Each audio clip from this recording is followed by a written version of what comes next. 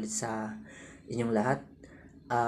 Ngayong araw magtuturo na naman tayo ng isang napakagandang classic OPM song mula sa side A. Napakasikat na banda niyan. Forevermore yung pamagat niyan, guys. Alam ko maraming mga baguhan, maraming mga beginners yung gustong matuto ng song na to. Pero alam kong nahihirapan kayo, guys. Lalong-lalo na yung intro nito. Pero ang gagawin ko, mas pinadali ko lang tong tutorial na to. Gumawa ako ng ibang chords para mas madali lang naman ng konti nyo siya matugtog. Okay, lalo na yung intro niyan. Pero basta sanay na sanay kayo maglipat ng chords, guys. Kayang-kaya nyo tong kantahin. At pag sanay na kayo, pwede nyong kantahin ito sa inyong mga nililigawan. Okay? Basta nilagay natin yung ating capo, guys, sa ikalawang fret. Mag-D tayo. Yan, ganito yung intro niyan. D at G lang. Yan. 2 times yan. Pag tinira natin sa simpleng strum lang, ay ganito.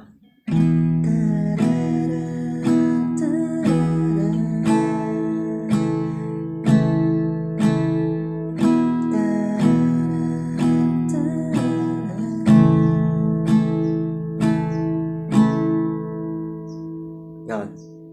Diba? Kahit beginner, kayang-kayang tugtugon nito. Basta, meron lang kayong konting alam na bar chord, guys. Meron tayong bar chord na gagamitin dito eh. Pero, konti lang naman. Okay, doon naman tayo sa kanyang plucking. Medyo semi-plucking, semi-strumming lang siya. Ginawan ko siya ng simpleng intro lang. Okay, ganito ang gagawin natin. Dito sa part ng D, ganito. Strum ko ng isang down. Tapos, yung 4th string yan kakalabitin ko. Tapos 3rd string, dalawang kalabit. Ganun lang. The next, 2-3. Naka-D formation pa rin, guys, ha. 2-3, kalabitin nyo. Ganun lang sa part ng D. Ulitin natin. Isang bagsak. Then 4-3. 3. Bale, dalawang 3, guys. Dalawang beses nyong kakalabitin yung 3rd string dyan. Okay? Then 4, 3, 3. Then next, 2, 3. Tapos mag-G kayo na ganito. Yung 4th string, idamay na natin itong ring finger nyo, guys. Pindutin nyo na yung 4 na daliri. Ganito. Yan. Nung strum nyo sa part ng G, nung strum nyo siya ng down, then kalabitin nyo yung 3, 2. Tapos next ay 4, 3, 2. Ganun siya. Ulitin natin from D. G. Then 3, 2. 4, 3, 2. Tapos babalik ka sa D. Ganun ulit. G. Then 3, 2. Yon. Hanggang dun lang, guys. Then papasok na yun sa verse. Okay, buuin natin. 3, 2, 4, 3, 2. 3, 2. Hanggang doon lang. Then, verse. Ang mga chords naman sa verse, guys, ay madali lang naman siya. Medyo, sinabi ko nga kanina, mabilis yung mga paglipat dito. Kaya, sanay nyo yung mga daliri nyo na mag-practice kayo, guys, na maglipat-lipat ng mga chords na mabilis. Okay? Ganito yung chords niyan. Madali lang naman ito. Yung pag-strum, puro down. Okay, ang unang chord dyan ay D, then A, then B minor. Ito na yung sinasabi natin na sana marunong kayong mag-bar chord ng B minor, guys. Basic bar chord lang naman ito. Tapos next, B minor over A. Naka B minor yan, di ba? Alisin nyo lang itong hintuturo na nakabar. Yan. B minor over A. Tapos next ay G. Yon. Magpro-prolong ka dito sa G. Ibig sabihin magtatagal ka ng konti. Then E minor. Tapos A sus 4. Yung A sus 4, naka A yan, di ba? Itong ring finger nyo dito nakalagay sa 2nd string ng 3rd fret. Yan. Diba A?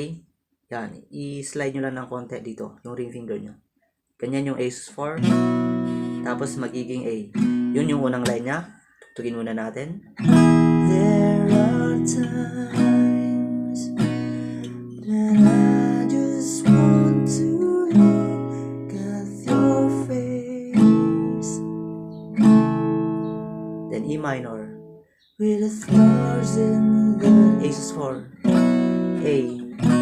Dun sa next line guys, halos pareho lang din. Pero nakikita nyo naman sa dulo lang na iba. Okay, ipakita natin. There are times when I just want to feel your embrace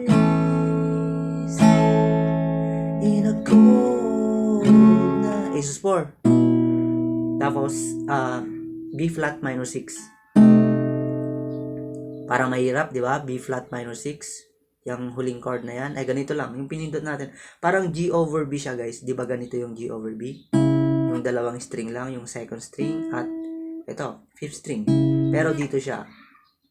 Yan. Sa first fret, yung fifth string, guys. Yung bass ng B flat yan. Tapos itong second string ay sa second fret. Yan. Siyempre, yun din yung kakalabitin nyo. Yung dalawang string na yan. Galing kayo sa A sus4 yan. Kahit ganito na lang yung A sus4 nyo rin. Same position sa B flat minor 6. Yan. Galing sa A7 sus4 na yan eh. Pero consider na yan guys na A sus4 na yan. Tapos B flat minor 6. Ganon. Then refrain na dun. Okay, buuin natin. There are times when I just want to look at your face with the stars in the night. A sus4 A. There are times when I just want to feel your embrace in a cold night. Yan, the next, tutungo tayo sa kanyang refrain. Ang chords naman sa kanyang refrain guys ay ito. B minor, then E, tas E7. Okay? Ipakita ko muna sa inyo para meron kayong idea pag tinuturo ko na. I just can't believe that you are mine now. You were just... Ang unang chord dyan, B minor. I just can't be E.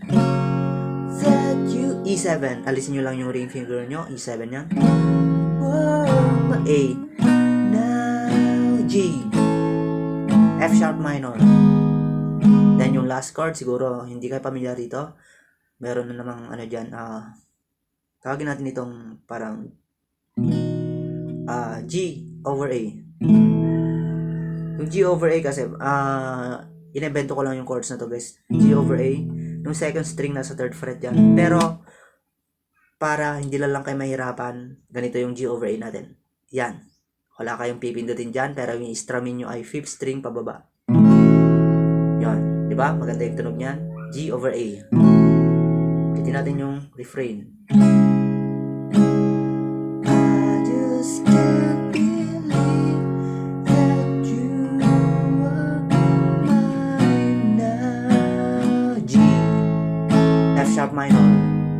G over A. You were just a... Kuha nyo na, diba? Madali lang sabi ko eh. Then, tutungan tayo sa kanyang chorus. Ang chord sa kanyang chorus, ganito. D, yung una dyan. You were just a dream that I once knew. Okay, ang unang chord, G, D. Sorry, D. Dream that I... F sharp minor. Once knew. G. Yon, pumreno sa G, then meron tayong artehan natin ng konti, ganito. Yon, yung 6th string guys, naka-G yan, di ba? Ini-slide ko sa 5th fret. Tapos yung 5th string sa katapat niya rin, sa 5th fret din, ganito. Or just a dream that I once knew. Then, babalik sa D. I never thought I would be right for... Yan, meron tayong mabilis na paglipat dito, guys. Yung nakakulong na chord. Diba? Okay? Ulitin natin. Never thought I would be... F sharp minor. Then, ito na yung mga nakakulong na chord. Yung G, F sharp minor, E minor, A. Ganito. Never thought I would be right for you. I just can't. Okay, ulitin natin. You are just a dream that I once knew. I never thought I would be right for you. I just can't go. Then D. D11. Yung D11 isang string lang sa second fret. Second string, first fret. Just can't compare you with anything. G. Prolong sa G. Nagtatagal. This world. Then F sharp minor. You're all B minor. To B, E minor. A forever. Then uulitin nyo lang guys yung intro kanina.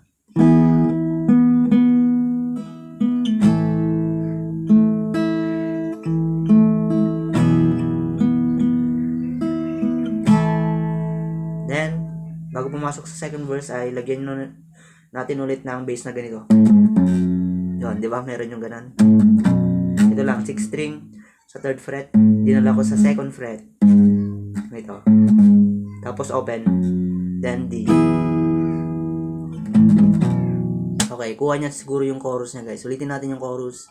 Alam ko naguluhan kayo ng konti doon.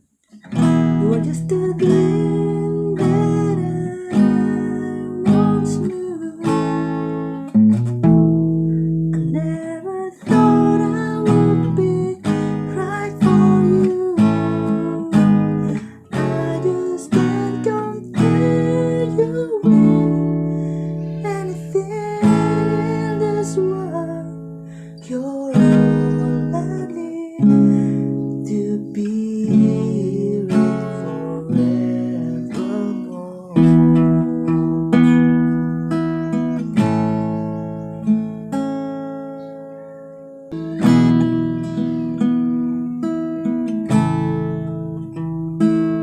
Then yung bass, D. All those years I loved you when I dreamed of you every night.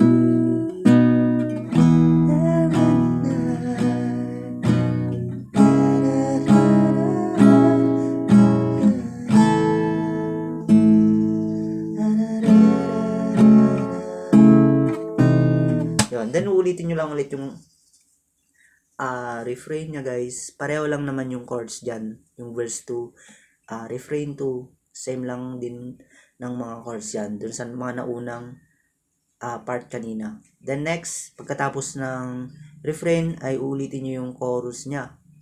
Same chords pa rin. Kaya lalaktaw na tayo sa kanyang bridge guys. Ganito yung bridge.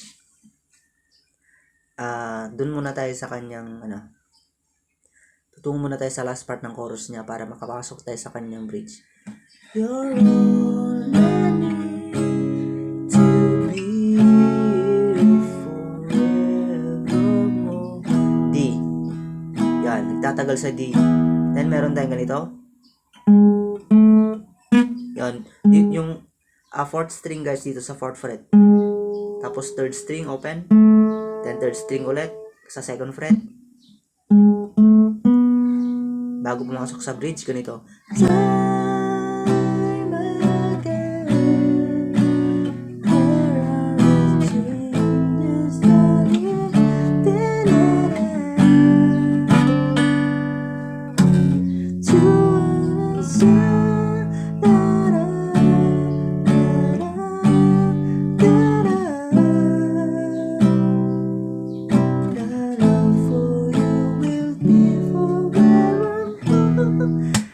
Chords dyan guys ay B flat yan.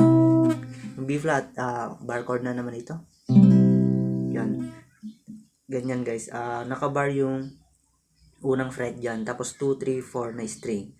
Sa mga medyo maliliit yung mga daliri dyan ay, di ba ganito yung sanay ninyo? Ganyan. Pero sa mga sanay, pwede rin naman ganito. Yan, depende kung anong sanay nyo yan. Basta napindot yan ng 2, 3, 4 na string guys sa 3rd fret. Tapos nakaipit yon. Yan. Sanay nyo yan guys, sanay nyo. Kahit hindi muna tumunog yan, basta sanay nyo. Pag tumagal, masasanay na kayo. Yan. Dahil mas mahirap talaga guys pag sinisimplified yung chords. Halimbawa, dito sa B minor, di ba? Ang daming simplified chord ng B minor. Pwedeng ganito, simplified niyan. Di ba mas mahirap pa rin? Mas mahirap. Kaya mas maganda aralin nyo na lang yung mga normal na bar chord guys. Okay? Ulitin natin. And A minor. D minor. G minor. Yan, yung G minor guys, parang F sharp minor lang yan dito sa 3rd fret. C, F. Tapos papaluin natin itong 3rd string. Dito. 3rd string, 3rd fret. Yung pinky yung gamitin nyo. Tapos ganitong tunog yan. Ulitin natin.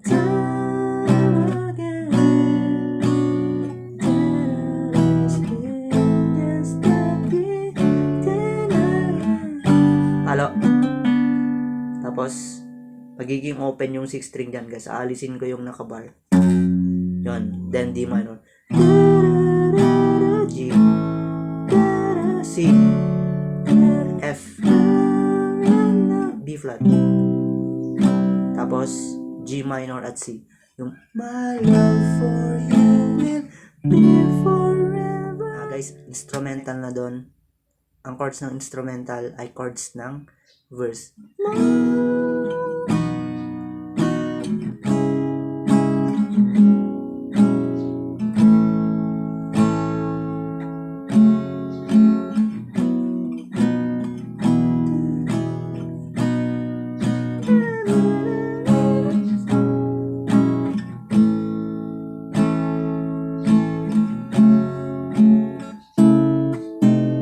Then refrain. Ito na kakanta na, di ba? I just can't believe that you were mine now. You were just... Okay, dito na guys yung last chorus niya. Tawagin natin tong chorus 3. Pareho pa rin naman yung chords niya. Meron lang na iba ng konti, di ba? Yung naulit-ulit na. That it just says forever. Yan, ituturo ko naman yan. Sige, mag-chorus tayo. Just a dream that I once knew.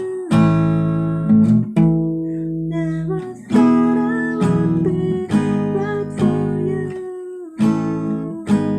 I just can't compare you anything in this world. Yan.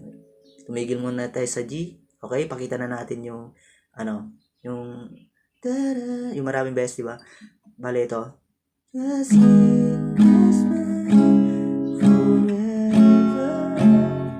Yan, yung 4 chords na yan, 6 times uulitin yan. Tigdi dalawang strum. Yung F sharp minor, B minor, E minor, A.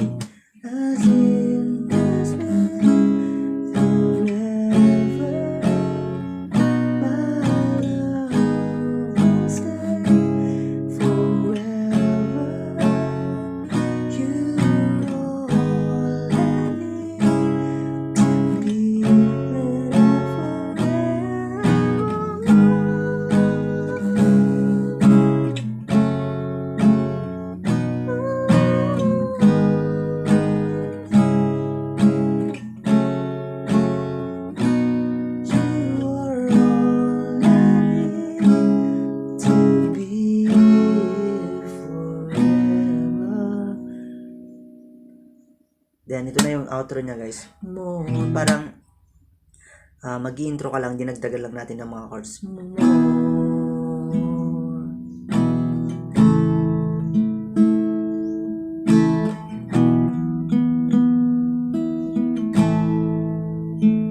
Then, ito, E minor.